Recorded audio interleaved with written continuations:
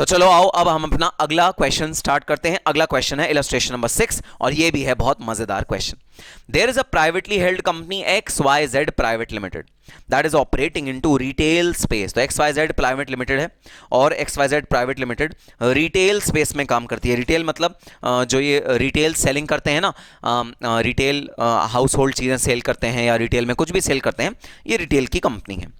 And is now scouting for angel investors. Scouting word का क्या मतलब है? स्काउटिंग वर्ड का मतलब ढूंढ रहे हैं। किनको ढूंढ रहे हैं? एंजल इन्वेस्टर्स को ढूंढ रहे हैं। एंजल इन्वेस्टर्स कौन होते हैं? एंजल इन्वेस्टर्स वो लोग होते हैं जो नई कंपनीज में, जिन्होंने अभी अभी अपना बिजनेस एस्टैब्लिश करना स्टार्ट किया होता है, उसमें अपना पैसा लगाने में इंटरेस्टेड होते हैं। हाई रिस्क की कंपनीज होती हैं ये, क्योंकि नहीं पता ये स्टार्टअप चलेगा या नहीं चलेगा, फेल होगा, सक्सेसफुल होगा, कुछ नहीं पता। तो एंजल इन्वेस्टर्स वो वाले इन्वेस्टर्स होते हैं जो लगी बंधी कंपनियां, जो एस्टैब्लिश कंपनियां होती हैं, उनमें पैसा लगाने के बजाय किसी नई कंपनी में अपना पैसा लगाते हैं, किसी नई अपॉर्चुनिटी में पैसे को इन्वेस्ट करते हैं। Those are known as angel investors. So XYZ Limited is a private limited company that is operating in retail space and is scouting for angel investors. Angel investors ढूंढ रही है भाई XYZ Private Limited. The details pertinent to valuing XYZ Limited are as follows. XYZ Limited को value करने के लिए जो details हैं वो आपको नीचे दी हुई हैं. The company has achieved break even this year. Company ने इस साल ब्रेक इवन अचीव कर लिया है, मतलब जीरो प्रॉफिट जीरो लॉस पे आ गई है. And has an EBITDA of 90 crore. Sir ये क्या परिंदे का नाम है? एबिट्टा. भाई एबिट्टे का मतलब है earning before interest tax depreciation and amortisation. तो डेप्रिसिएशन, इंटरेस्ट, टैक्स, अमोर्टाइजेशन से पहले का जो अर्निंग्स होती है, जो प्रॉफिट होता है, उसे बोलते हैं एबिट्टा. और एबिट्टा जो अर्न किया है कंपनी ने वो किया है 90 करोड़ रुपए का. The beta based on the industry in which it operates is 1.8 times. तो जो बीटा है इंडस्ट्री का, जिस इंडस्ट्री में ऑपरेट करती है, वो है 1.8 टाइम्स. सर बीटा देने का क्वेश्चन में मतलब ही ये है कि जरूर CAPM मॉडल यूज होगा. हाँ भाई हाँ, बिल्कुल सही पकड़े हैं. And the average debt to equity ratio is hovering at 40:60. तो एवरेज जो डेट इक्विटी रेशियो होगा हमारे कैपिटल स्ट्रक्चर में वो होगा 40:60. The rate of return provided by liquid bonds is 5%. तो जो risk free rate of return है वो आपको दिया हुआ है 5%. The enterprise value is to be taken at a multiple of 5 on EBITDA. तो जो एंटरप्राइज वैल्यू आपको लेनी है वो लेनी है 5 on EBITDA. तो भाई एक डिस्काउंटेड कैश फ्लो एक चीज होती है. एंटरप्राइज वैल्यू मतलब अलग अलग तरीके होते हैं वैल्यू निकालने के किसी भी ऑर्गेनाइजेशन के. एक तरीका जो ये वाले ऑर्गेनाइजेशन अडॉप्ट करना चाह रही है वो कह रही है आप एबिट्टा को 5 से मल्टीप्लाई कर दो, एंटरप्राइज वैल्यू आ जाएगी, ऑर्गेनाइजेशन की वैल्यू आ जाएगी. कोई नया वर्ड नहीं है, कोई नई चीज नहीं है, वही फर्म की वैल्यू निकाल रहे हैं बस. The accountant has informed that EBITDA of 90 crores includes extraordinary gain of rupees 10 crores. अच्छा भाई EBITDA में extraordinary gain भी है. And the potential write-off of preliminary sales promotion cost of rupees 20 crores are still pending. तो भाई promotion cost का right of अभी pending है. इस एबिटा को निकालते हुए हमने वो नहीं राइट ऑफ किया, जबकि राइट ऑफ होना चाहिए था. The internal assessment of rate of market return for industry is 11%. तो मार्केट का जो इस इंडस्ट्री में रेट चल रहा है रिटर्न वो चल रहा है 11%. The free cash flows for the next years are as follows. आपको फ्री कैश फ्लो दिए हुए हैं अगले 3 साल के. The cost of debt will be 12%. Assume the tax regime of 30%. What is the enterprise value and discounted cash flow value to be placed on XYZ Private Limited? तो भाई इस question में खास बात ये सिर्फ और सिर्फ डिस्काउंटेड कैश फ्लो वैल्यू नहीं पूछी हुई, हमसे एंटरप्राइज वैल्यू भी पूछी हुई है. एंटरप्राइज वैल्यू मतलब कुछ नया नहीं, वही वैल्यू निकालनी है इस फर्म की, बस मेथड थोड़ा सा डिफरेंट यूज करना है, दैट्स इट. तो चलो सबसे पहले ना एंटरप्राइज वैल्यू या EV ही निकाल के बता देते हैं, क्योंकि ईजी है वो भाई, इसमें ज्यादा कॉम्प्लेक्स कैलकुलेशंस नहीं होती. तो computation of enterprise value, enterprise value की जो कंप्यूटेशन होगी वो होगी 5 टाइम्स ऑफ एबिट्टा. एबिट्टा का 5 times will be the enterprise value. एक वर्किंग नोट बना रहा हूं भाई, वर्किंग नोट नंबर 1, जहां पर हम एबिट्टा की वैल्यू कंप्यूट करके लाएंगे. सर लेकिन एक चीज तो बताइए, एबिट्टा की वैल्यू तो ऑलरेडी क्वेश्चन में गिवन है, आप कंप्यूट क्यों कर रहे हैं? अरे भाई कंप्यूट इसलिए कर रहा हूं क्योंकि एबिट्टा की जो वैल्यू गिवन है ना वो एबनॉर्मल प्रॉफिट्स को भी ऐड करे हुए है और कुछ जायज खर्चों को उसने माइनस किया नहीं. सही नहीं है एबिटा की वैल्यू जो क्वेश्चन में दी हुई है, उसमें कुछ जायज खर्चे, जो खर्चे माइनस होने चाहिए थे उनको माइनस नहीं किया, और कुछ ऐसे गेन जो ऐड नहीं होने चाहिए थे उनको भी ऐड किया हुआ, एक्स्ट्राऑर्डिनरी गेन जो फ्यूचर में नहीं आएंगे। तो भाई हम तो फ्यूचर के हिसाब से वैल्यूएशन कर रहे हैं ना, तो फ्यूचर में जब वो गेन होंगे ही नहीं तो हमारी एंटरप्राइज वैल्यू जो निकल के आएगी वो फ्यूचर की निकल के आएगी ही नहीं, तो इसलिए हम वो कुछ एडजस्टमेंट्स कर रहे हैं। So EBITDA is equal to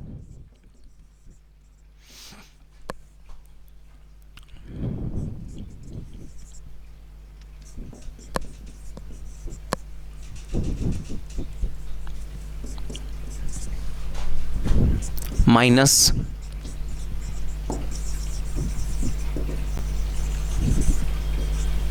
extraordinary gain minus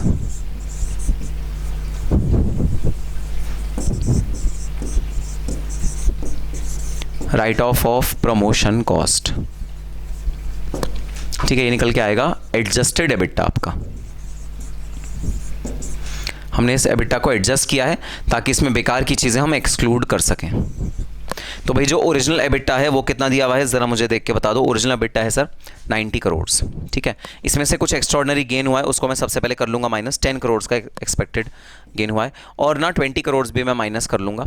तो मेरा जो एबिटा आया वो कितना आया, वो आया 60 करोड़, जो एडजस्टेड एबिटा है, जिस एबिटा को एक्चुअली मैं यूज़ कर सकता हूँ अपनी एंटरप्राइज वैल्यू को निकालने के लिए। तो दिस इज़ 300 करोड़ का हमारा एडजस्टेड एबिटा आया, एडजस्टेड एंटरप्राइज वैल्यू आई। एडजस्टेड एबिटा है 60 करोड़। 60 करोड़ कहाँ से आया, वर्किंग नोट नंबर 1 से आया 60 करोड़। सो जो एडजस्टेड एबिटा है वो है 60 करोड़ और जो एंटरप्राइज वैल्यू निकल के आई वो निकल के आई 300 करोड़। तो अगर एंटरप्राइज वैल्यू वाले मेथड से हम लोग चलें तो हमारे एंटरप्राइज वैल्यू निकल के आएगी 300 करोड़ की। बस अब जो हमें है अगला पार्ट करना है, अगला पार्ट है हमें डिस्काउंटेड कैश फ्लो निकालना है भाई। और डिस्काउंटेड कैश फ्लो तो हमें आता ही है निकालना भाई। Future cash flows multiply by 1 plus growth rate divided by R minus G. तो बस इस क्वेश्चन में एक चैलेंज रहेगा कि हमें सर जो आर की वैल्यू है ना, डिस्काउंटिंग रेट है, वो नहीं दिया हुआ, वो CAPM मॉडल को यूज करके हम लोग निकालेंगे, तब जाके हम आर की वैल्यू कंप्यूट करके लाएंगे। ठीक है सर, तो चलो अब स्टार्ट करते हैं computation of DCF value of the company. So computation of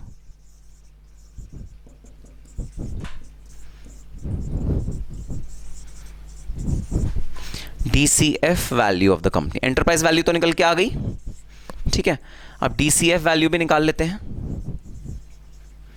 यहां है भाई ईयर्स, यहां है उन ईयर्स के कैश फ्लो, यहां पर है present value factor at the rate of what ever percentage अभी मुझे नहीं पता, यहां आएगी उसकी प्रेजेंट वैल्यू।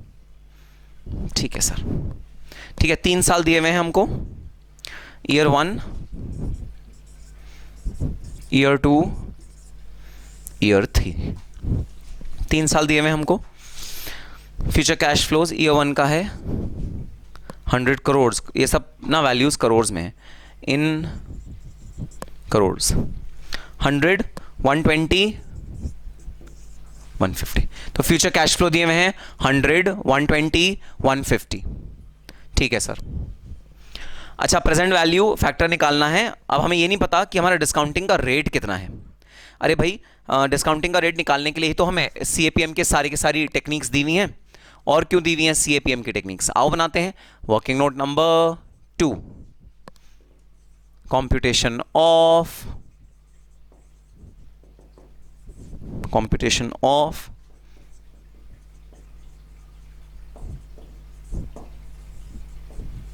डिस्काउंटिंग रेट का हम लोग कंप्यूटेशन करते हैं। ठीक है सर।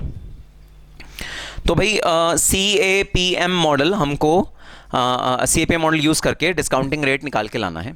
ठीक है, अब डिस्काउंटिंग रेट निकालने के लिए हमको weighted average cost of capital निकालना पड़ेगा। Weighted average cost of capital is KE multiply by WE plus KD into 1 minus T multiplied by WD। भाई सबसे बड़ा सवाल यह है कि सर KE क्या है। KE हम CAPM मॉडल से निकालेंगे। KE का भी हमें इंफॉर्मेशन नहीं दिया, वो CAPM मॉडल से निकालेंगे। ठीक है सर, उसे ब्लैंक छोड़ देते हैं। अब बता दो वेट ऑफ E क्या है। सर वेट ऑफ E है 60%, क्योंकि 40:60 का रेट दिया हुआ था। ठीक है भाई, बिल्कुल सही बात। अच्छा बता दो कॉस्ट ऑफ डेट कितना है सर? कॉस्ट ऑफ डेट एकदम ना क्वेश्चन में आखिरी में दिया हुआ था, 12% sir, 12%। 12% multiplied by 1 minus tax rate कितना है?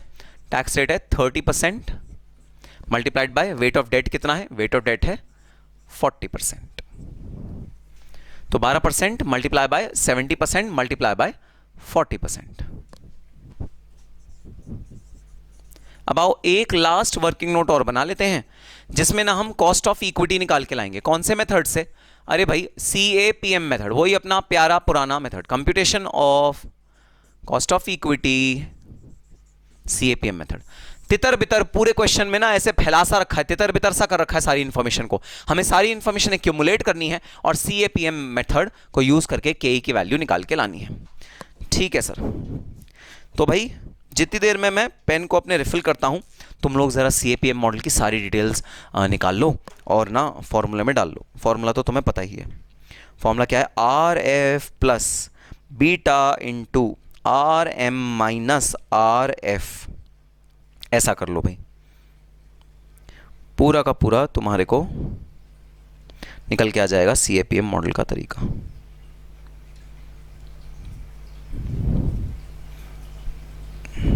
ठीक है सर। सर देखिए, हम ना अपने रजिस्टर पे ना गुचड़ मुचड़ नहीं करना चाहते, हमने रजिस्टर पे ना काटा पीटी नहीं करना चाहते।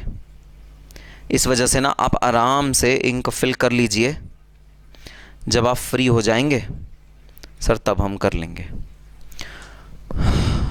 नालायक, छोटा सा काम तुम्हें अपने आप नहीं कर सकते है ना, छोटा सा काम बोला था बस, नालायक। चलो लिखते हैं KE is equal to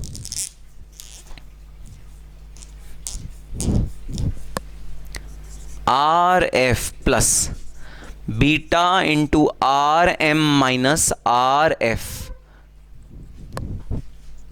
RF question में से देख के बताना है सर, वही लिक्विड बॉन्ड का नहीं डिटेल दिया हुआ था, वही तो है RF विच इज 5%। बीटा दिया हुआ है 1.8 टाइम्स, बीटा दिया हुआ है क्वेश्चन में 1.8 टाइम्स। ठीक है सर। फिर मार्केट का जो रेट दिया हुआ है वो दिया हुआ है 11%, और ध्यान रहे इस बार प्रीमियम कह के नहीं दिया, मार्केट रिस्क प्रीमियम कह के नहीं दिया आंसर, ऐसे दिया हुआ है क्वेश्चन में market return for industry, which means ये माइनस होने के बाद वाली फिगर नहीं है, ये माइनस होने के पहले वाली फिगर है। वर्ड्स का ध्यान देना, अगर प्राइस ऑफ रिस्क दिया हुआ है या प्राइस रिस्क प्रीमियम दिया हुआ है तो इसका मतलब है माइनस करने के बाद दिया हुआ है। अभी उसने दिया है मार्केट पोर्टफोलियो का रिटर्न, इसका मतलब माइनस करने के पहले वाला दिया हुआ है। यह ध्यान रखना बहुत ज्यादा जरूरी, नहीं तो आपका आंसर पूरा का पूरा हो जाएगा गलत। ठीक है सर। सो भाई कितना आ गया? यह आ गया 15.8%। कितना आ गया? KE 15.8%। ठीक है सर। बस भाई अब ये 15.8% को हम लोग लगा देंगे अपने कॉस्ट ऑफ इक्विटी वाले मिसिंग फॉर्मूले में, और बस हमारा क्या निकल के आ जाएगा? वर्किंग नोट नंबर 3 हमारा निकल के आ जाएगा डिस्काउंटिंग रेट। डिस्काउंटिंग रेट हम भली भांति अब जान जाएंगे। Okay sir. सर कभी कभी आप जो हिंदी के वर्ड यूज करते हो ना, भली भांति, ऐसा लगता है कि हम किसी हिंदी की क्लास में बैठे हैं सर, ऐसा लगता ही नहीं कि हम तो वैल्यूएशन की क्लास में बैठे हैं। अच्छा भाई, ऐसा लगता है क्या तुम्हें?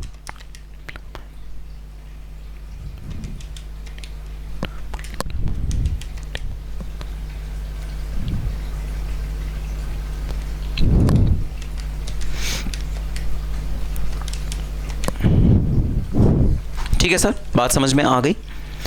तो हमारा टोटल जो weighted average cost of capital आया वो कितना निकल के आया? 9.48 प्लस 3.36 आया 12.84%। Weighted average cost of capital निकल के आ गया। अब बस यहाँ पर मुझे प्रेजेंट वैल्यू फैक्टर लिखना है 12.84%। इसको मैं लिखता हूँ वर्किंग नोट नंबर 2 से मैं ये लेकर आया हूँ 12.84%। तो मतलब डिस्काउंटिंग फैक्टर जो है वो एग्जैक्ट डेसिमल का 0 या 0.5 नहीं है, वो एक रफ सी फिगर है, मतलब वो एक अनइवन फिगर है। ठीक है सर, 12.84%। अब बड़ा इंपॉर्टेंट काम भाई, 12.84% को हमें डिस्काउंट करना है, तो मैंने किया 1 divided by 1.1284, 1 divided by 1.1284 is equal to, पहला वाला आ गया 0.886, दूसरा वाला आ गया 0.785, तीसरा वाला आ गया 0.696। ये आ गए भाई तीनों के तीनों हमारे वैल्यूज़। अब आओ ये वाली वैल्यूज़ भी लिख लेते हैं, 104.40, 120 मल्टीप्लाई बाय 0.785, ये आ गया 94.2, फिर आ गया 100 मल्टीप्लाई बाय 0.886, ये आ गया 88.6 प्लस 94.2 प्लस 104.40, टोटल आ गया भाई 287.2। तो जो टोटल डिस्काउंटेड कैश फ्लो आ गया वो आ गया 287.2, टोटल डिस्काउंटेड कैश फ्लो का हमारा आंसर आ गया 287.2। ठीक है सर, बात समझ में आ गई। तो भाई 3 डेसिमल प्लेसेस तक ज़रूर लिया करो प्रेजेंट वैल्यू फैक्टर को, 2 तक मत लिया, 2 बहुत कम होता है, 3 एटलीस्ट हम पूरा का पूरे अपने कोर्स में लेंगे। लेकिन हाँ, जैसे हमने एक क्वेश्चन पहले भी करा था, अगर क्वेश्चन ने खुद ही हमें दे दिया डिस्काउंटिंग फैक्टर्स, उसमें 2 ही लिया तो हमें कोई एतराज़ नहीं है, हम 2 ले लेंगे। अगर क्वेश्चन ने नहीं दिए डिस्काउंटिंग फैक्टर्स के नंबर्स, तो फिर भाई हम 3 डेसिमल प्लेसेस तक बेयर मिनिमम लेंगे ही लेंगे। तो ये आ गई मेरी डिस्काउंटेड कैश फ्लो वैल्यू हमारी फर्म की। ठीक है, तो 2 वैल्यूज निकल के आई, एक निकल के आई एंटरप्राइज वैल्यू जो एक अलग मेथड से निकल के आई थी, और एक निकल के आई डिस्काउंटेड कैश फ्लो वैल्यू। दोनों वैल्यूज हमारी निकल के आ गई। आओ चलो कंक्लूजन लिख लेते हैं। Hence the enterprise value,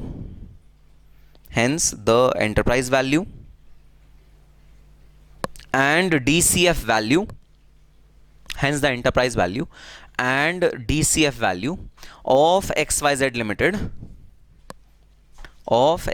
Limited is computed as rupees 300 crores and 287.2 crores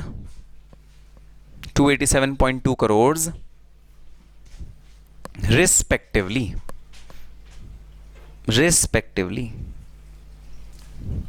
तो एंटरप्राइज वैल्यू और डिस्काउंटेड कैश फ्लो वैल्यू निकल के आ गई दोनों मेथड को यूज करके। अच्छा एक चीज और भाई, पिछले वाले क्वेश्चन में ना, क्वेश्चन नंबर 5 में एक क्वेश्चन और था जिसका हमने आंसर नहीं दिया था।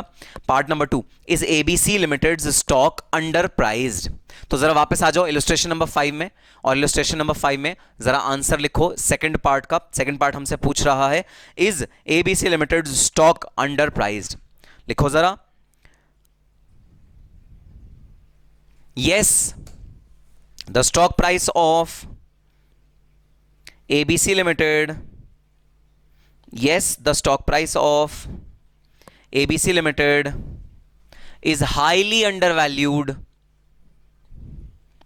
since it is being traded at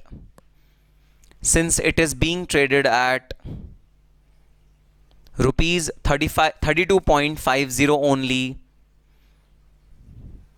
as compared to its true value of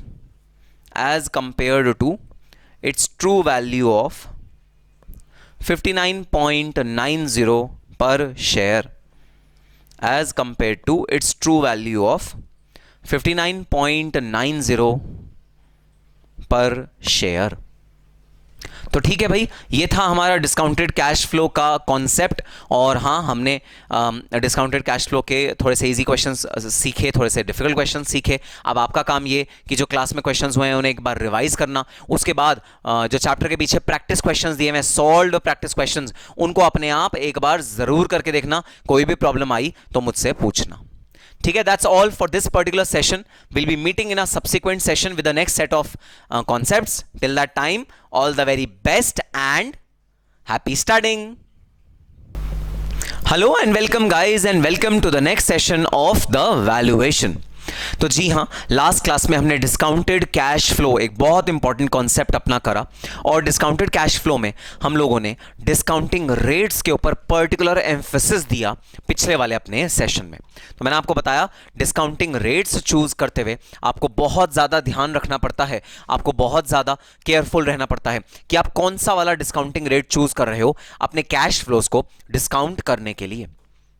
इस सेशन में हम लोग डिस्काउंटिंग रेट से अपना ध्यान हटाएंगे और हम लोग फोकस करेंगे कैश फ्लोज पे। सर ये कैश फ्लोज कैसे निकल के आती हैं, इनके क्या क्या डिफरेंट टाइप्स होते हैं, डिफरेंट टाइप के लिए डिफरेंट डिफरेंट डिस्काउंटिंग रेट कौन से यूज करते हैं, इस सेशन में हम इन सब चीजों की डिटेल में चर्चा करेंगे। तो इस सेशन का पर्पस है कैश फ्लो के बारे में समझना, या यूं कहूं मैं फ्री कैश फ्लो के बारे में समझना। हम ये कैश फ्लो कैसे निकालते हैं, हमारे जो पिछले क्वेश्चंस थे उसके अंदर तो भाई कैश फ्लो ऑलरेडी गिवन था, तो हमें कोई टेंशन ही नहीं थी, हमने कैश फ्लो कंप्यूट ही नहीं किया, हमने कैश फ्लो निकाला ही नहीं। लेकिन इस सेशन में हम लोग कैश फ्लो निकालना सीखेंगे, कैश फ्लो को कैसे कंप्यूट करते हैं हम वो चीज सीखेंगे इस वाले सेशन में। ठीक है, तो स्टार्ट करते हैं। Cash flows are of two types, cash flow to firm जिसे बोलते हैं CFF, और कैश फ्लो टू इक्विटी जिसे बोलते हैं CFE। इसे कई बार free cash flow to firm भी बोला जाता है, और इसे कई बार free cash flow to equity भी बोला जाता है। तो FC, FF, FCEE ये दोनों चीजें क्या हैं भाई, पूरी फर्म को जो कैश फ्लो मिल रहा है हम वो देखते हैं FCFF में। यहां पर हम डेट को भी जो कैश फ्लो मिल रहा है और इक्विटी को भी जो कैश फ्लो मिल रहा है, दोनों को मिला के दोनों के हाथ में क्या क्या आ रहा है हम वो चीज देखते हैं।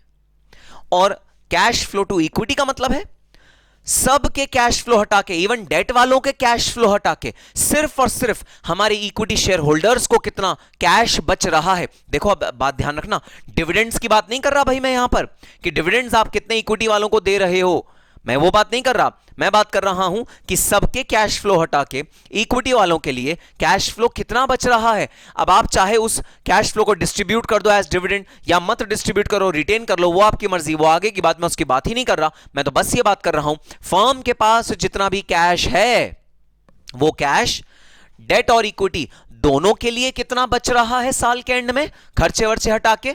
और दूसरी सिचुएशन सिर्फ और सिर्फ इक्विटी वालों के लिए कितना बच रहा है। अब जो डेट और इक्विटी दोनों के लिए बच रहा है उसमें से ऑब्वियस सी बात है भाई, सबसे पहली चीज जो तुम माइनस करोगे वो करोगे डेट के लिए इंटरेस्ट, डेट वालों को इंटरेस्ट देना है भाई, ऑब्वियसली वो माइनस करोगे, लेकिन वो बाद की बात। इंटरेस्ट से पहले, इंटरेस्ट माइनस करने से पहले जो डेट और इक्विटी दोनों के लिए कैश फ्लो बच रहे हैं उनको मैं कहूंगा free cash flow from the firm. अब इंटरेस्ट से भी पहले और डिविडेंड से भी पहले ये वाली कैलकुलेशन होगी। ऐसा मत करना कि free cash flow from for the firm निकालते हुए आपने इंटरेस्ट माइनस कर दिया। अरे अगर डेट वालों का इंटरेस्ट माइनस ही कर दिया तो ये वाला अमाउंट कैसे फिर आप ये कह सकते हो कि डेट वालों के लिए बचा। डेट वालों के लिए वो वाला अमाउंट बचा जो इंटरेस्ट माइनस करने से जस्ट पहले जितने भी खर्चे माइनस करने थे आपने वो सारे कर दिए, फिर आपने एक रिजर्व निकाला कि हाँ भाई ये वाले अमाउंट जो है ना ये अब हमें दो लोगों में डिस्ट्रीब्यूट करना है, डेट वालों में और इक्विटी वालों में। उसके बाद जब ये वाला अमाउंट निकला उसके बाद आप डिसाइड करोगे कि हाँ भाई अब सबसे पहले डेट को उसका जो फिक्स रेट ऑफ इंटरेस्ट है वो दे दो, फिर हम अपने इक्विटी वालों को डिविडेंड्स देंगे। So before appropriating, before deducting the interest, whatever cash flows is remaining in the firm's hand is known as free cash flow from of the firm। पूरी फर्म का फ्री कैश फ्लो क्या रहा है हम वो determine करते हैं। Interest minus नहीं करना, डिविडेंड्स जो डिस्ट्रीब्यूट करोगे इक्विटी शेयर होल्डर्स को वो भी माइनस नहीं करने। तो इंटरेस्ट और डिविडेंड से पहले का जो अमाउंट निकल के आता है उसे बोलते हैं free cash flow of the firm. और बस तुम समझ ही गए होगे, जब हम free cash flow from equity निकालेंगे उसके अंदर इंटरेस्ट और माइनस कर देंगे कि भाई वो तो डेट का इंटरेस्ट है ना, उसको और माइनस कर दो, तो जो फिर बची कुछ ही फिगर आएगी वो होगी free cash flow for equity. Equity share holders के लिए जो फ्री कैश फ्लो बचा वो निकल के आ जाएगा अगर आपने डेट का इंटरेस्ट भी उसमें से कर दिया माइनस तो। ठीक है सर, बात समझ में आई? तो आओ मैंने यहां पर ना एक इनकम स्टेटमेंट बनाई है, अब हम इस इनकम स्टेटमेंट के थ्रू माइन्यूटली एक एक एलिमेंट को देखेंगे और देखेंगे कि कैसे free cash flow from firm निकल के आता है और अल्टीमेटली कैसे free cash flow from equity निकल के आता है। यह है free cash flow from equity जो इसका पार्ट बनेगा और यह है free cash flow from firm जो कि इसका पार्ट बनेगा। सर एक चीज बता दो भाई, सर हम ये क्यों पढ़ रहे हैं, क्यों free cash flow from firm equity ये सब पढ़ रहे हैं? अरे पढ़ इसलिए रहे हैं क्योंकि एग्जामिनर आपको दोनों तरह से वैल्यू ऑफ फर्म निकालने के लिए बोल सकता है। आपको वो free cash flow from firm भी दे सकता है, आपको वो free cash flow from equity भी दे सकता है। दोनों से वैल्यू ऑफ फर्म निकालने के लिए आपको जो कॉस्ट ऑफ इक्विटी या कॉस्ट ऑफ डेट या weighted average cost of capital use करना होता है वो अलग अलग होता है दोनों ही केस में। इसलिए सबसे पहले जानना जरूरी है कैश फ्लो कितने टाइप्स के होते हैं। फिर आगे मैं कराऊंगा हमें इन कैश फ्लोज की शादी करनी है। भाई शादी किन से शादी करनी है? कॉस्ट ऑफ कैपिटल से शादी करनी है। तो किसकी शादी कौन से कॉस्ट ऑफ कैपिटल से होगी वो बताऊंगा। फिर बताऊंगा वैल्यू ऑफ फर्म कैसे निकल के आती है। तो ये पूरा एक सिलसिला होगा, ये पूरी एक सीरीज होगी जो हम इस वाले लेक्चर में कंप्लीट करेंगे। ठीक है सर, बात समझ में आ गई? तो आओ सबसे पहले देखते हैं free cash flow from firm कैसे निकालते हैं। भाई सबसे पहले तो ले लो सेल्स। आपकी जितनी भी टोटल सेल्स हैं, ऑब्वियसली ये तो बेसिक फिगर बनती है, सेल्स कितनी करी है आपने, इसमें से फिर माइनस कर देना सारे के सारे खर्चे इंक्लूडिंग डेप्रिसिएशन। डेप्रिसिएशन भी एक खर्चा है भाई, उसको भी माइनस करना है। बस एक खर्चा मत माइनस करना, एक खर्चा मत माइनस करना, एक्सक्लूडिंग इंटरेस्ट। इंटरेस्ट को माइनस मत करना क्योंकि मैंने आपको बताया भले ही इंटरेस्ट खर्चा है लेकिन इस वाले पोर्शन में हमें इंटरेस्ट को माइनस करने से पहले वाली फिगर निकाल के लानी है, क्योंकि हम निकाल के ला रहे हैं free cash flow of the firm, और free cash flow of the firm includes cash flow generated for debt and equity both. दोनों के लिए जो कैश फ्लो जनरेट होता है, हमने दोनों के लिए जो कैश फ्लो कमाया है, हम उसको कंसिडर करते हैं। तो इसके अंदर इंटरेस्ट को हम इंक्लूड नहीं करते भाई, इंटरेस्ट को हम माइनस नहीं करते। अगर हमने इंटरेस्ट को माइनस कर दिया ना तो वो निकल के आ जाएगा free cash flow from for equity. Equity वालों के लिए जो कैश फ्लो है वो निकल के आ जाएगा। मुझे तो अभी इक्विटी और डेट दोनों के लिए जो कैश फ्लो निकल के आना है मुझे वो निकालना है। इसलिए मैंने देखना ब्रैकेट में क्या लिखा है, इंक्लूडिंग डेप्रिसिएशन। डेप्रिसिएशन को तो माइनस कर दो बट आप इंटरेस्ट को माइनस मत करो। एक्सक्लूडिंग इंटरेस्ट मतलब इंटरेस्ट को आप माइनस मत करो। तो यहां पर निकल के आएगा आपका ईबीटी, अर्निंग बिफोर टैक्स। यहां से टैक्स भी माइनस कर देना, जैसे ही टैक्स माइनस करोगे आपका निकल के आएगा earnings after tax. Earnings after tax में आपको एक चीज ऐड कर देनी है, वो है डेप्रिसिएशन। सर क्यों डेप्रिसिएशन क्यों ऐड करवा रहे हो? अरे भाई depreciation is a non cash item, हमें निकालना है कैश फ्लोज, और कैश फ्लोज में जितने भी नॉन कैश आइटम होती हैं उनको एक्सक्लूड किया जाता है। चाहे वो प्रोविजन क्रिएटेड हो, चाहे वो रिजर्व बनाया हो, चाहे वो प्रोविजन फॉर बैड डेट बनाया हो, इस तरह का किसी भी तरह का खर्चे का प्रोविजन बनाया है जो एस्टिमेट बेसिस पे आपने बुक्स में डाला है लेकिन एक्चुअली कैश में वो नहीं हुआ, हम उन सब को ऐड कर देंगे यहां पर। सर क्या मजाक है सर, यहां माइनस किया, यहां एक्सपेंस में इंक्लूड करके माइनस किया, यहां ऐड बैक कर दिया। अरे सर शॉर्टकट लो ना, शॉर्टकट बताओ भाई क्या शॉर्टकट? यहां भी मत इंक्लूड करो, यहां भी मत इंक्लूड करो, शॉर्टकट ले लो। जब माइनस करके वापस ऐड बैक ही करना है, मतलब उसका इफेक्ट आपको नलिफाई ही करना है, तो फिर माइनस करने की ही क्या जरूरत है? माइनस करने की जरूरत है। क्यों? क्योंकि सर बीच में हमने टैक्स बेनिफिट लिया है। तो डेप्रिसिएशन भले ही नॉन कैश आइटम है लेकिन डेप्रिसिएशन पे जो टैक्स का बेनिफिट मिलेगा वो तो कैश आइटम है। Depreciation non cash item, cash में नहीं हुआ खर्चा, लेकिन डेप्रिसिएशन को डालने की वजह से जो टैक्स में बचत हुई, जो टैक्स में सेविंग हुई, वो तो कैश आइटम है। वो बचत तो मुझे इनकॉर्पोरेट करनी है। इस वजह से मैं यहां पर पहले माइनस करूंगा, टैक्स की बचत ले लूंगा। टैक्स की बचत मैंने कैसे ली? अरे भाई ईबीटी इंक्लूडिंग डेप्रिसिएशन, अगर डेप्रिसिएशन को मैं इंक्लूड कर दूं तो 100 है, और अगर डेप्रिसिएशन को हटा दूं तो ईबीटी 120 हो जाता है। डेप्रिसिएशन अगर मैंने खर्चा हटा दिया तो ईबीटी 120 हो जाता है, और अगर डेप्रिसिएशन को इंक्लूड कर दिया तो 100 होता है। तो देखना टैक्स मैं फिलहाल 100 रुपए पे ले रहा हूं, अगर तुम्हारे कहे अनुसार मैं यहां से डेप्रिसिएशन हटा देता तो फिर मैं टैक्स 120 पे लेता। इसका मतलब टैक्स मैं ज्यादा अमाउंट पे लेता। तो टैक्स की जो बचत हो रही है डेप्रिसिएशन की वजह से वो मैं नहीं इनकॉर्पोरेट कर पाता अगर मैं यहां पर डेप्रिसिएशन को नहीं माइनस करके दिखाता। तो डेप्रिसिएशन को माइनस करके दिखाना बहुत बहुत बहुत जरूरी। हाँ, बाद में ऐड बैक कर देंगे क्योंकि नॉन कैश आइटम है डेप्रिसिएशन। इस प्रोसेस को करने में मैंने 20 रुपए पे, जैसे मेरे एग्जांपल में 20 रुपए पे मैंने टैक्स की कर ली है सेविंग, मैंने 20 रुपए पे कम टैक्स भरा है, क्योंकि जो टैक्स बेनिफिट होता है, जो टैक्स सेविंग होती है डेप्रिसिएशन की वजह से, वो तो कैश आइटम होती है, वो थोड़ी नॉन कैश आइटम होती है। इसलिए जरूरी है जरूरी है जरूरी है कि पहले डेप्रिसिएशन को माइनस करो, फिर जब आप टैक्स कंप्यूट करो, टैक्स के बाद ईएटी निकाल के लाओ, ईएटी में वापस आप डेप्रिसिएशन को ऐड बैक कर दो। ठीक है सर, बात समझ में आ गई। अब आओ अगले आइटम पे चलते हैं। अगली आइटम जो लेस करनी है, अगली आइटम जो लेस करनी है वो है कैपिटल स्पेंडिंग। कैपिटल स्पेंडिंग मतलब जो फिक्स्ड एसेट्स आपने खरीदे हैं, जिस भी तरह का कोई लॉन्ग टर्म एसेट्स खरीदे हैं जो आपने अपनी बुक्स में डेप्रिशिएट करने हैं, वो वाले एसेट्स को यहां पर माइनस कर दो। सर ये क्या बात हुई, वो तो कैपिटल नेचर का है ना, वो कोई रेवेन्यू नेचर का थोड़ी है जो यहां पर माइनस करें। अरे एक बात बताओ, कैश फ्लो ने कहां लिखा है कि यहां सिर्फ और सिर्फ रेवेन्यू नेचर के कैश फ्लो होने चाहिए, कैपिटल नेचर के नहीं? कहां लिखी है ये बात? तो अपने जहन से ये बात निकाल दो कि कैश फ्लो सिर्फ और सिर्फ रेवेन्यू नेचर से ही निकल के आता है। भाई कैश फ्लो रेवेन्यू और नॉन रेवेन्यू मतलब कैपिटल दोनों नेचर से निकल के आ सकता है। कैश फ्लो में ऐसा जरूरी नहीं होता कि कैश फ्लो सिर्फ और सिर्फ रेवेन्यू नेचर का ही हो, cash flow non revenue nature का भी हो सकता है। तो नॉन रेवेन्यू नेचर में भी अगर कोई आपका कैश आउटफ्लो हुआ है ना, हम उसको भी माइनस करके दिखाते हैं कैश फ्लो निकालते हुए। अपने अकाउंटिंग के कॉन्सेप्ट्स भूल जाना। अकाउंटिंग में होती थी वो बात कि भाई कैपिटल वाले खर्चों को हम सेल्स में से माइनस नहीं करते, प्रॉफिट में से माइनस नहीं करते प्रॉफिट निकालने के लिए। अकाउंट्स में बिल्कुल सही, लेकिन मैं हूं वैल्यूअर, मुझे नहीं मतलब प्रॉफिट, मुझे नहीं मतलब अभी नेट इनकम से, मुझे सिर्फ इस चीज से मतलब है कि बता दो भाई मेरा कैश इनफ्लो कैश आउटफ्लो वो कितना हो रहा है, मुझे सिर्फ और सिर्फ उस चीज से मतलब है। मुझे बिल्कुल भी मतलब नहीं है कि कैपिटल नेचर का खर्चा है या रेवेन्यू नेचर का खर्चा है, मुझे मतलब नहीं है। तो मैंने कैपिटल स्पेंडिंग यहां माइनस कर दी क्योंकि भाई यहां पर सिर्फ रेवेन्यू वाली स्पेंडिंग माइनस हुई थी, मैंने कैपिटल स्पेंडिंग भी माइनस कर दी। फिर मैंने एक और एडजस्टमेंट करी, वर्किंग कैपिटल चेंजेस की एडजस्टमेंट। क्या होती है सर ये वर्किंग कैपिटल चेंजेस की एडजस्टमेंट? आओ मैं तुम्हें एग्जांपल देता हूं।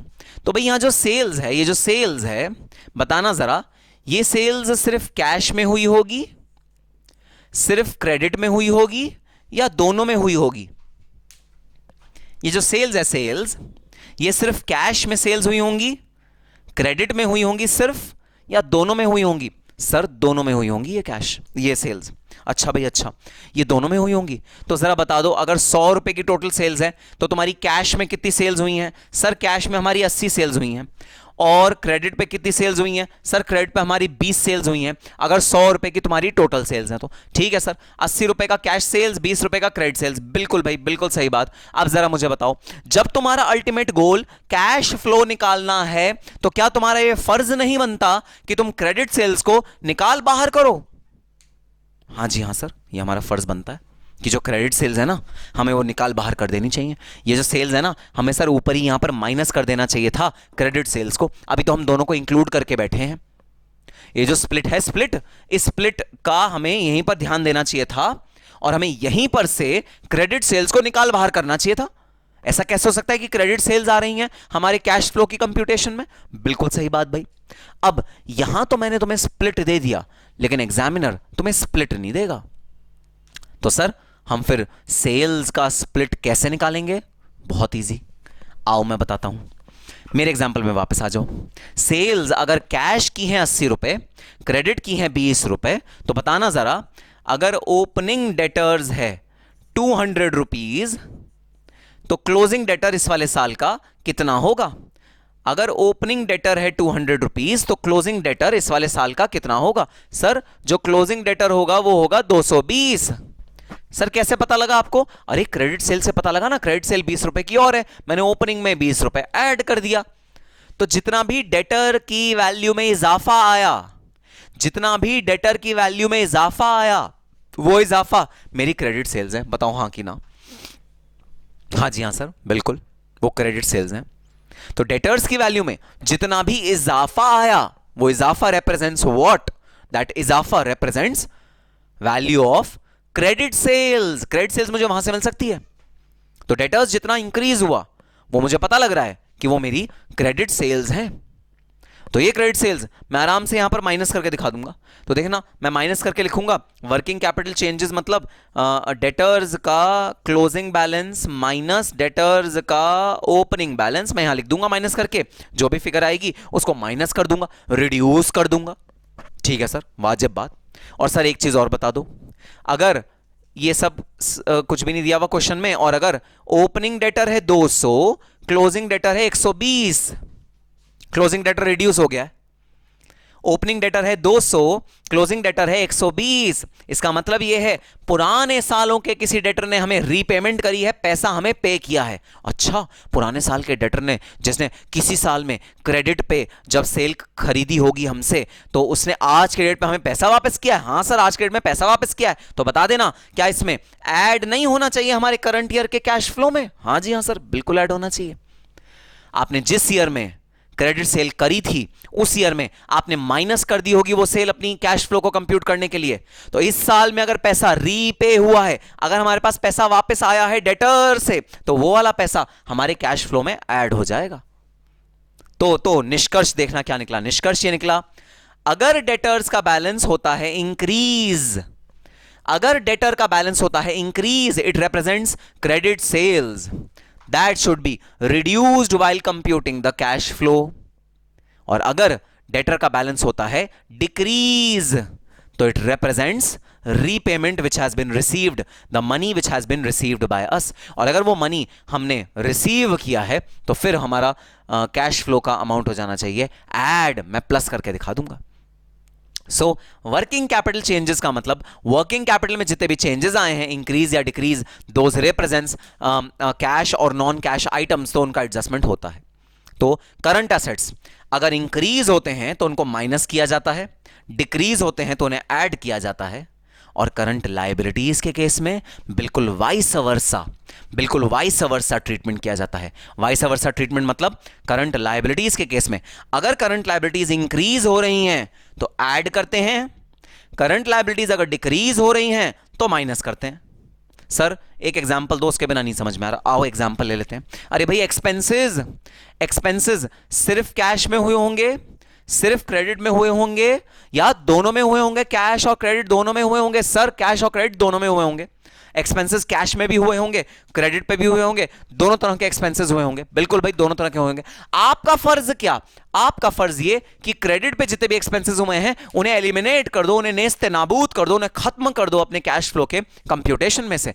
आपको कैसे पता लगेगा कि क्रेडिट पे कितने एक्सपेंसेस हुए हैं? भाई आपका क्रेडिटर्स का जो ओपनिंग बैलेंस है और जो क्लोजिंग बैलेंस है, अगर ओपनिंग बैलेंस है 100, क्लोजिंग बैलेंस है 120, आपको पता लग गया आपके खर्चे 20 रुपए के क्रेडिट पे हुए हैं।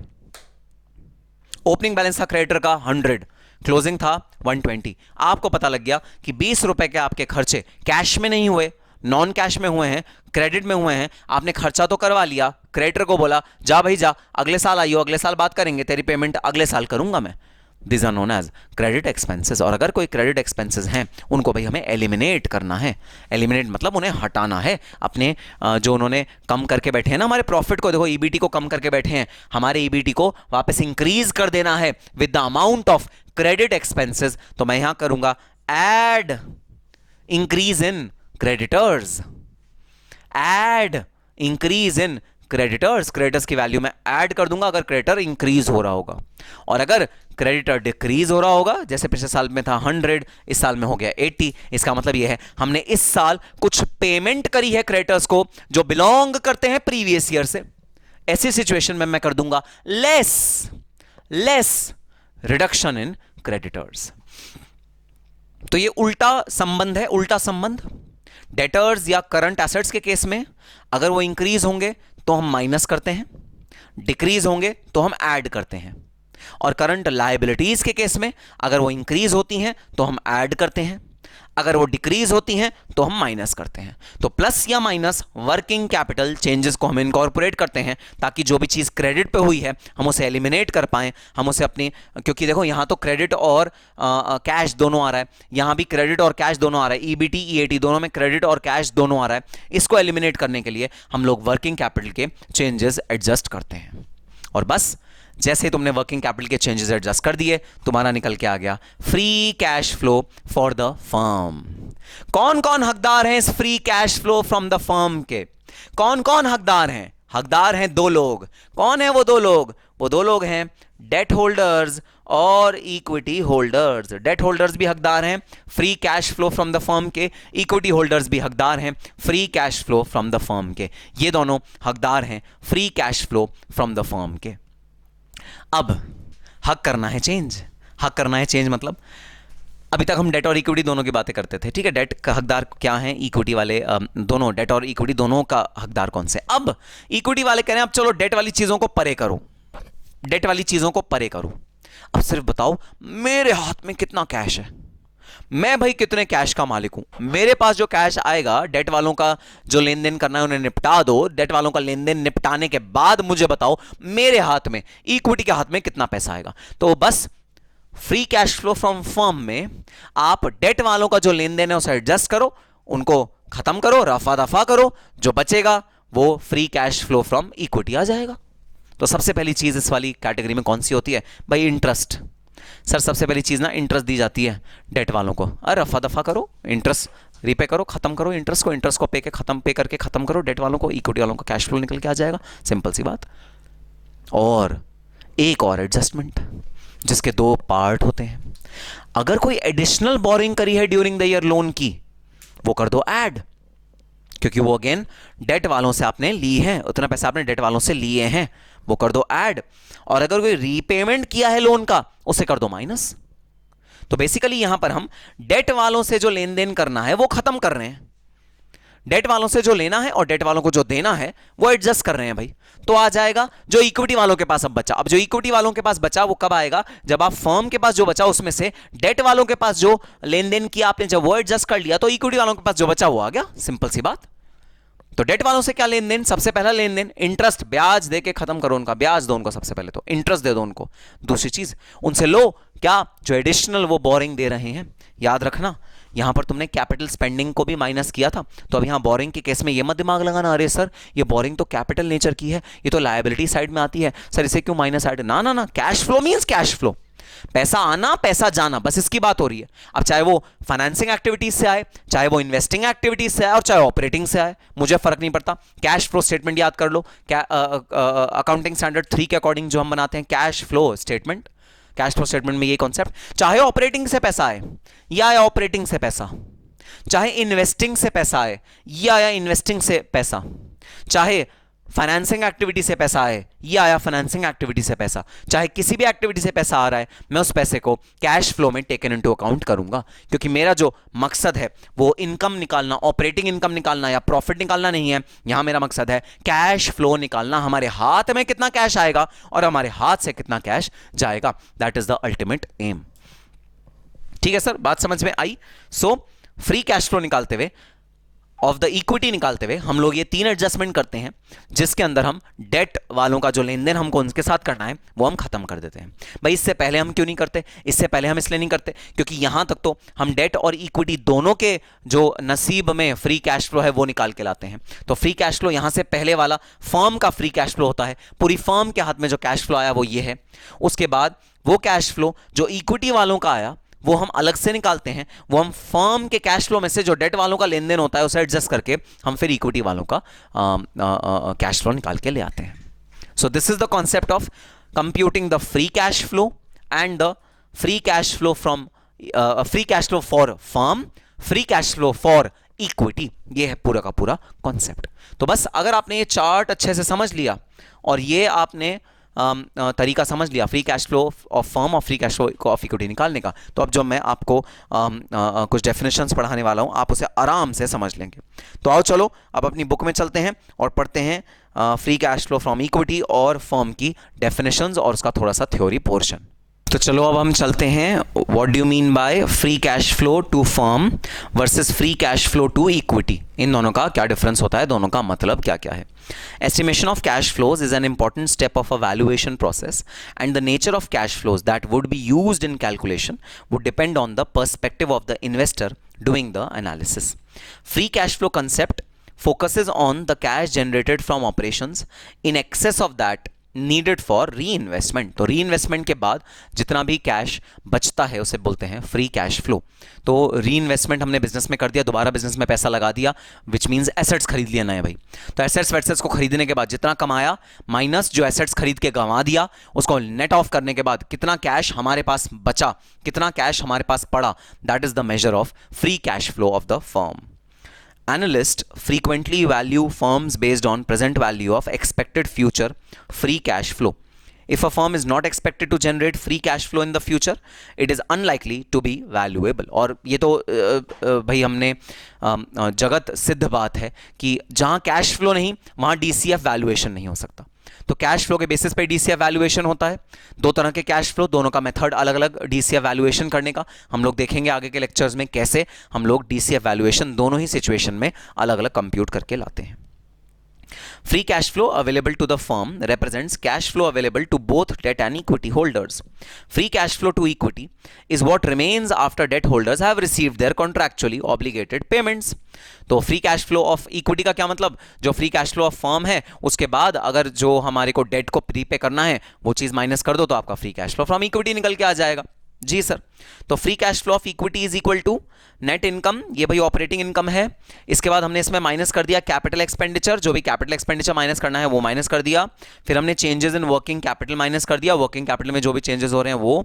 फिर principal repayment minus proceeds of new debts, अगर कोई हमने अमाउंट रीपे किया है माइनस जो हमारा नए डेट से पैसा आया है, तो आया और गया उसको नेट ऑफ कर दिया। एक और फॉर्मूला है भाई free cash flow from equity का, वो है free cash flow of the firm. इसमें ऐड कर दो बोरिंग्स जो हमें डेट से मिलेंगी एडिशनल, और लेस कर दो रीपेड, बोरिंग जो हमने रीपे किया उसको माइनस कर दो, और इंटरेस्ट इनटू 1 माइनस टैक्स उसको भी माइनस कर दो, तो हमारा free cash flow from equity आ जाएगा। भाई नेट नेट जो अभी मैंने तुम्हें चार्ट बनवाया उस चार्ट के सारे एलिमेंट्स याद रखना। उल्टा भी कर सकते हो, मतलब FCFE से FCFF तक भी आ सकते हो, और FCFF से FCFE तक भी आ सकते हो। चाहे रिवर्स ऑर्डर में चलो चाहे सेम ऑर्डर में चलो, तुम FCFF और FCFE कंप्यूट करके निकाल सकते हो बड़े आराम से। ठीक है सर। चलो आओ एक प्रैक्टिकल क्वेश्चन देखते हैं। DIY 4, assume that following details are given for a company. आपको डिटेल्स दी हुई हैं कंपनी के बारे में, sales, cost, depreciation, tax rate, change in net working capital, change in capital spending. Compute the following: A, free cash flow to the firm, firm को जो free cash flow होगा वो compute करना है। B, free cash flow to the equity if interest of 1000 is given and the company resorts to net borrowing of rupees 5000 in the year. तो चलो सबसे पहले तो A पार्ट हम लोग कंप्यूट करते हैं। यहीं पर आपको स्पेस दिया हुआ है, यहीं पर हम लोग अपना कंप्यूटेशन कर लेंगे। सो कंप्यूटेशन ऑफ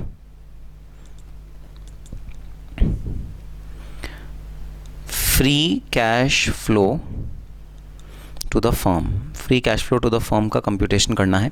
मतलब डेट और इक्विटी दोनों के पास जो कैश फ्लो रहेगा उसका हमको एस्टिमेट करके लाना है। डेट प्लस इक्विटी दोनों का हमें एस्टिमेट करके लाना है। ठीक है सर। तो पर्टिकुलर्स एंड यहाँ लिख लेंगे हम अमाउंट। ठीक है सर। तो भाई सेल्स से स्टार्ट करते हैं। सेल्स की जो फिगर हमें दी हुई है वो है 1 लाख और कॉस्ट है 75,000। तो 1 lakh less cost which is 75,000 rupees की कॉस्ट है। तो 25,000 का हमारा ऑपरेटिंग इनकम निकल के आ गया। ठीक है सर। अच्छा डेप्रिसिएशन भी है भाई कुछ, तो इसको डेप्रिसिएशन के बाद ही ले लेते हैं। लेस डेप्रिसिएशन भी ले लेते हैं। डेप्रिसिएशन कितना है? डेप्रिसिएशन है 20,000 रुपीज़। फिर हम नेट फिगर निकाल के ले आते हैं। ठीक है। 95,000 1 लाख, ये आ गया 5,000 रुपीज़ का आ गया अमाउंट। ठीक है सर। इसके बाद भाई इसमें लेस कर दो। क्या चीज़ लेस करनी है? Tax. Less tax at the rate of 35%। 35% का टैक्स लेस कर देते हैं। 5,000 multiply by 35% which is 1750। 1750 minus करके आया 3250। ये आ गया भाई अर्निंग्स आफ्टर टैक्स। ठीक है सर। अब इसके अंदर ना changes in net working capital, तो मैं लेस कर रहा हूँ चेंजेस इन वर्किंग कैपिटल, 1000 रुपये तो ये लेस होगा, और दूसरी जो चीज़ लेस होगी वो होगी कैपिटल स्पेंडिंग। भाई कुछ कैपिटल का खर्चा हुआ है उसको भी हम लेस करके दिखाएंगे। तो मैंने किया लेस